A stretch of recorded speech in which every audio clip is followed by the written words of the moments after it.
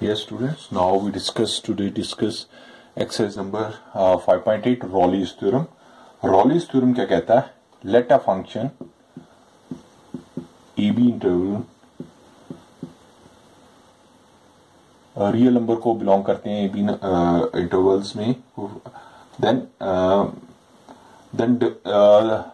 वो function AB इसमें differentiable होगा.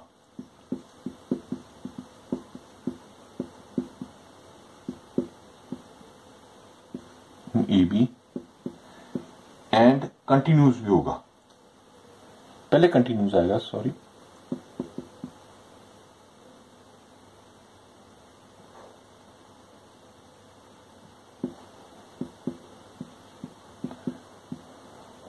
कोई फंक्शन है जो इंटरवल AB में है, वो रॉली थ्योरम तभी इंप्लीमेंट हो पाएगी अगर वो कंटिन्यूस होगा AB में और डिफरेंशिएबल होगा AB में, और function FA equals to FB होगा. तो ये हमें बेटा तीन कंडीशंस चाहिए होंगी.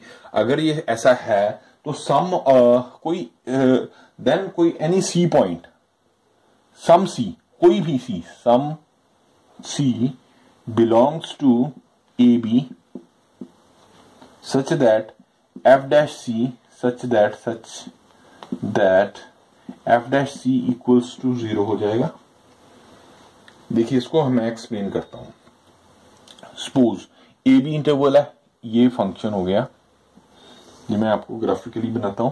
तो कोई पॉइंट है AB,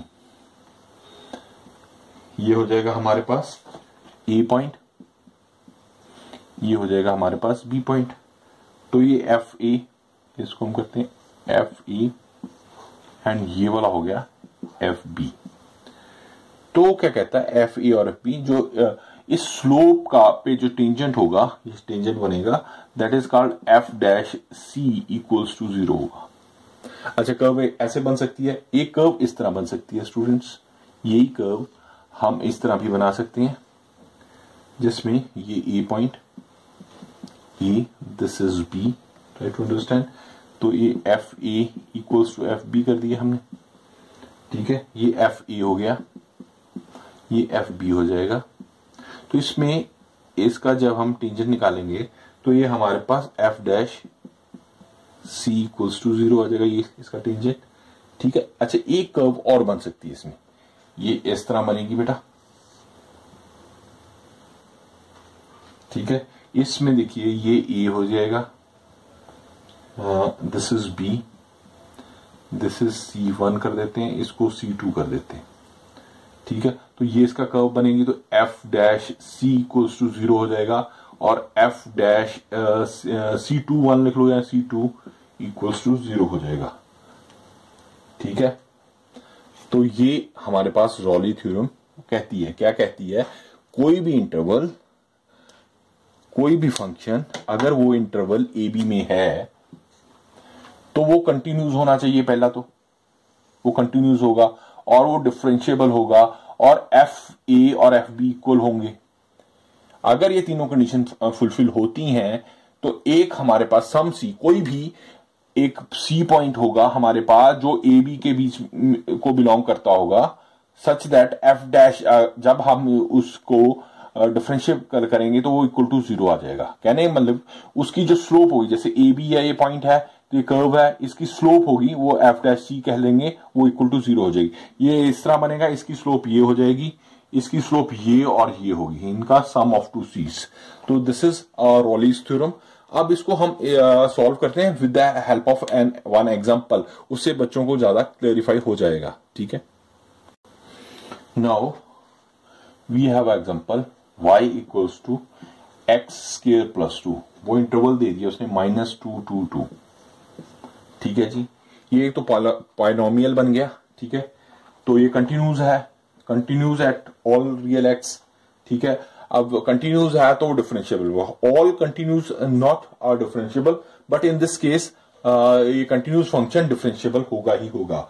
तो ये देखिए, यस, ये कंटिन्यूस हो गया, कंटिन्यूस, ठीक है. ये वो कंडीशन होगी कंटिन्यूस, ठीक है. इसको हम कंटिन्यूस बोल देते हैं. फर्स्ट कंडीशन क्या कहता था, कंटिन्यूस. -2/2 मैं एक्सप्लेन करता हूं। अगर कंटिन्यू है तो डिफरेंशिएबल भी होगा, डिफरेंशिएबल इन -2/2 हो जाएगा। कैसे मैं बताता हूं, एक्सप्लेन करता हूं इसको। देखिए इसका कर्व, अगर हम इसकी कर्व ड्रॉ करें, मैं आपको समझाने के लिए बता रहा हूं, इसकी कर्व ड्रॉ करेंगे तो इस तरह कर्व बनेगी। ये इधर इसको -2 लिख देते हैं, ये +2 हो गया, ठीक है। तो function F S is continuous, तो ये इस केस में देखो एफ एन फंक्शन, इसको F F is continuous in -2/2, ठीक है ना, इन दोनों में कंटिन्यूस हो गया। अब F N is differentiable, yes F function is differentiable, -2/2 हो गया। तो देन रॉलीज थ्योरम क्या कहता है उसमें, वो कहता है F A equals to F B, yes. अब देखो f -2 पुट करो, इसमें 2 किया तो -2 का स्क्वायर +2 क्या 4 + 2 6 आ गया जी। अब एफ ए पुट किया ना, ये एफ ए था हमारे हिसाब से, ठीक है ना। तो एफ बी पुट करते हैं बेटा, F2 पुट किया तो क्या आ गया 2 का स्क्वायर +2 4 + 2 ये 6 हो गया। तो means F A equals to F B आ गया, ठीक है ना, वो 6 ही है तो इक्वल हो गया वो, ये भी कंडीशन, तीनों कंडीशंस वो फुलफिल कर गया। तो अब apply the Rolle's theorem, now we apply the Rolle's theorem, ठीक, हाँ जी, now we apply the Rolle's theorem, क्योंकि सारी तीनों कंडीशंस फुलफिल गई, अप्लाई रॉलीज थ्योरम। हाँ जी, वो क्या हो जाएगा उसमें, वो क्या कहता है f' इक्वल्स टू 0 होता है।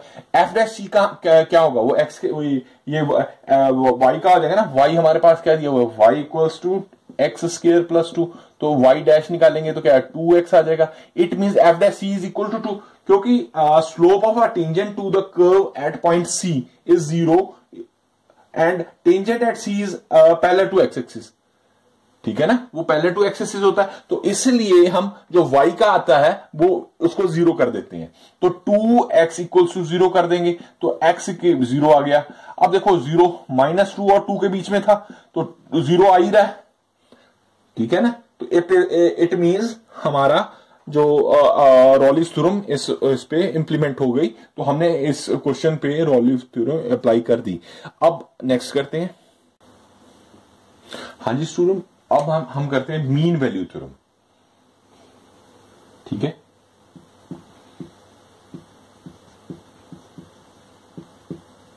पहले तो मैं इसको एक्सप्लेन कर दूं होता क्या है ये जी। देखो इसमें सेम हमें फंक्शन दे दिया ए बी, एक कोई फंक्शन है इंटरवल ए बी में है, तो एफ इज कंटिन्यूस, सेम वही कंडीशन, ए बी में कंटिन्यूस होना चाहिए। अब वो कंटिन्यूस है तो डिफरेंशिएबल भी होना चाहिए,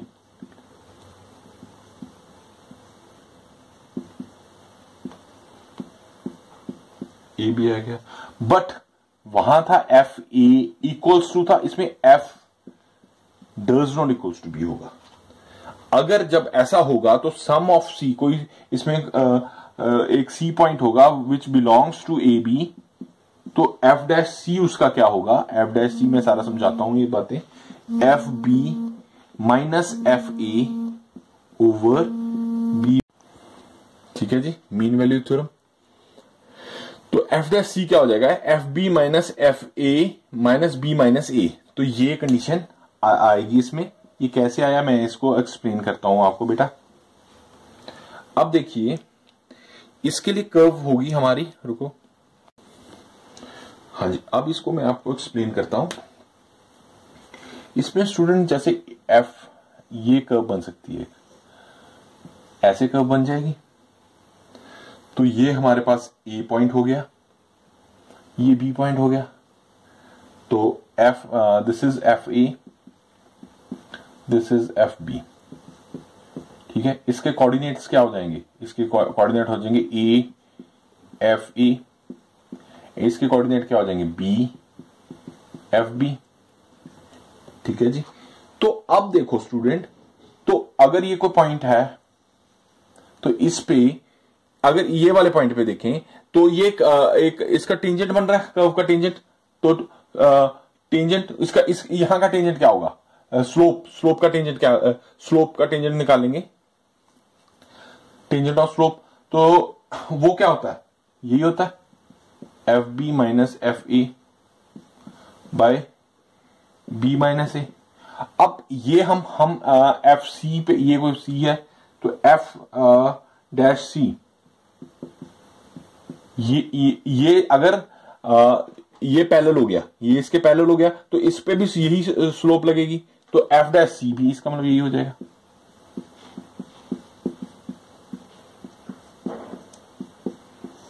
बी माइनस है, ठीक है, ट्राई टू अंडरस्टैंड, ठीक है ना। ये हमने इसके कोऑर्डिनेट निकाल लिए, जब कोऑर्डिनेट निकाले तो अगर हम इसकी स्लोप निकालेंगे तो स्लोप का तो फॉर्मूला यही है।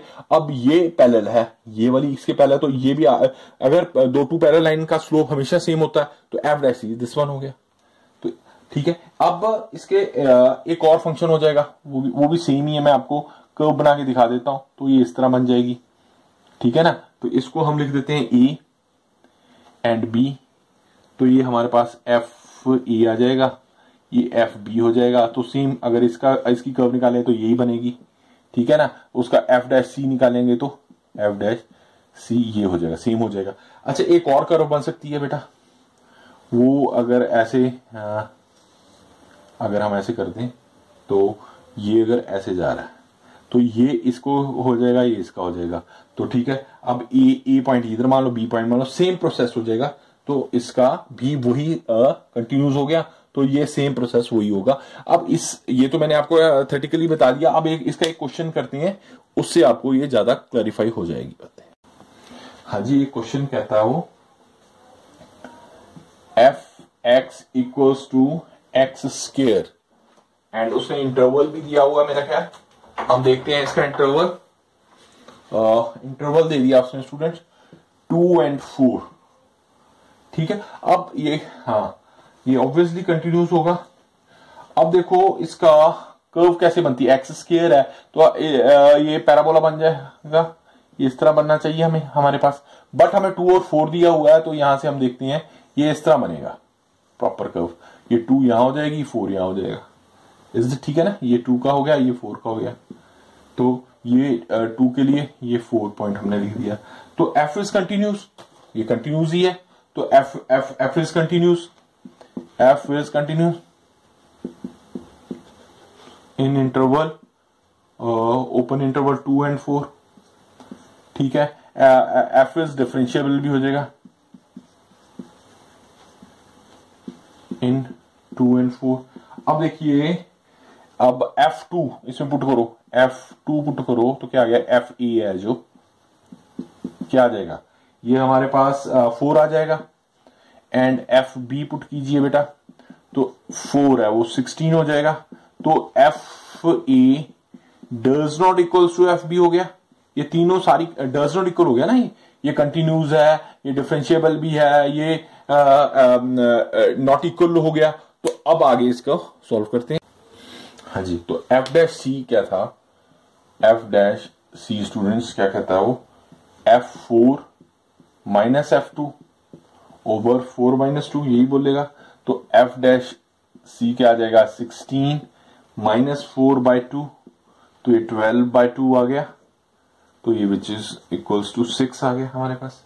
तो 6 को अब F डैश सी को हम हमारे पास क्या था, एफ एक्स स्क्वायर था ना, F डैश 2 के इक्वल कर देंगे हम, तो हमारे पास क्या स्टेटमेंट थी, F X equal to X square था, तो एफ डैश एक्स क्या करेंगे, 2x आ गया, तो 2f एफ डैश सी को हम 0 के इक्वल करते हैं, तो ये जो हमारा एफ डैश सी है, F dash X equals to F dash C है, ये मैंने पहले भी बताई थी कि पैरेलल है तो इक्वल होंगे, 2x इक्वल्स टू 6 आ जाएगा, तो x क्या आ गया, 6/2 विच इज इक्वल टू 3। अब देखिए 4 और 2 और 4 के बीच में लाई कर रहा है 3, यस 3 कर रहा लाई, यहाँ 3 लाई कर जाएगा, तो इसका ये फुलफिल करती है मीन वैल्यू थ्योरम, इस क्वेश्चन के ऊपर इंप्लीमेंट होती है। इस तरह हम इन क्वेश्चंस को सॉल्व करेंगे, ठीक है आपको। हाँ, तो थोड़ा सा डिफरेंट टॉपिक था जो नए स्टूडेंट्स हैं उनके लिए, बाकी धीरे धीरे इसका आप अभ्यास करते रहें, डेफिनेटली आपको बेनिफिट होगा, ठीक है। लाइक शेयर और सब्सक्राइब तो कर ही रहे हैं आप, ठीक है। Thank you.